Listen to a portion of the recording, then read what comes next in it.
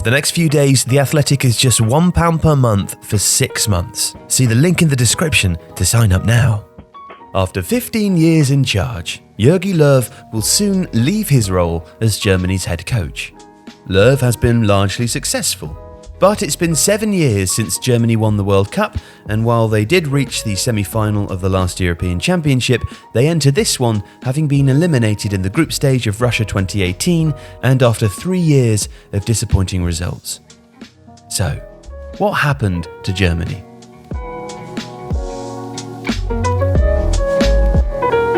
Well, one issue was an inevitable one. Germany have lost a lot of important players. Philipp Lahm, Bastian Schweinsteiger, Sami Khedira and Mesut Ozil are gone. So too are Jerome Boateng, Miroslav Klose, Mario Götze and Lukas Podolski. That describes a substantial loss of talent, but also leadership and experience. Lahm and Klose both retired from international duty after 2014, as did Per Mertesacker. Schweinsteiger would also depart in 2016, and during the inquest that followed World Cup 2018, Löw admitted that Germany had arrived at the tournament with a certain arrogance and the belief that we would be able to react at the touch of a button when it all starts. They weren't. Their football was slow and predictable, and they were hopelessly vulnerable to the counter-attack. It would be the first time that Germany had been eliminated at the first stage of a World Cup since 1938. Now, the biggest discussion point would arrive nearly a year later, in March 2019, and with Löw insisting that a new era had to begin.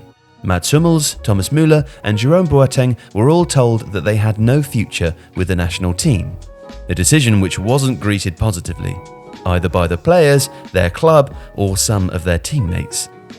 Joshua Kimmich described the manner in which the players were told as not okay, and Bayern Munich professed themselves irritated by the timing of the announcement coming shortly before an important Champions League game against Liverpool.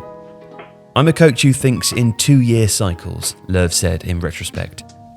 "I think after 2018 it was necessary to have a change and to begin the process of rebuilding. When you do that, you should never interrupt it and go in the opposite direction."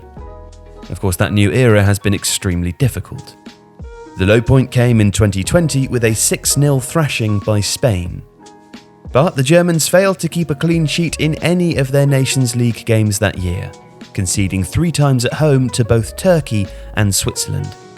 Writing for The Athletic in November 2020, shortly after that 6-0 humbling, Raphael Honigstein reported that Löw was having difficulty connecting with some of the younger players, and the even more experienced members of his squad were struggling to cope with the negative atmosphere.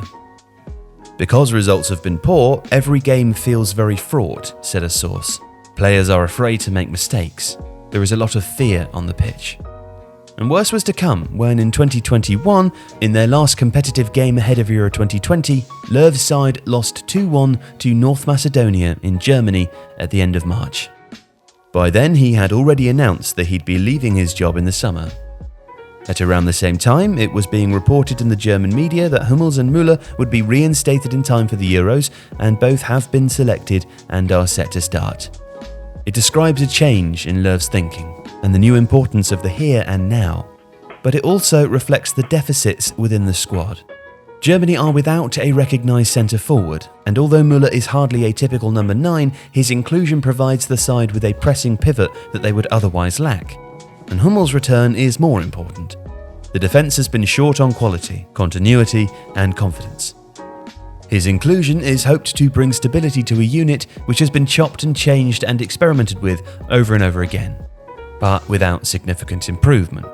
Fundamentally, there is just a lack of ability in those positions. There are clearly problems at centre-half, but also at fullback. Freiburg's Christian Günther was called up to the squad 7 years after his only previous cap, and on the eve of the tournament, Joshua Kimmich was returned to his original right wing-back role, as Löw seemed to settle for a back 3. So, Germany are talented and some of their players are among the very best in the world, but 2021 finds them muddled in a strange state of transition and vulnerable in a way that they've rarely been before. 1 million million subscribers. Thanks for helping us get to the supermassive YouTube number. 1 million. Oh, we're feeling pretty great, and we hope that you feel great too.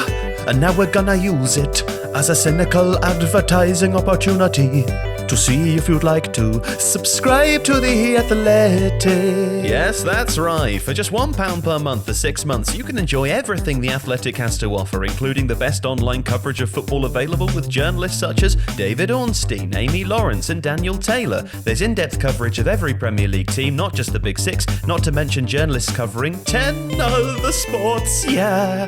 The Athletic is the place for the people who are really loving football, who want the conclusive take on the interesting stories. £1 per month now for a period lasting 6 whole months, yeah. theathletic.com/Tifo Football.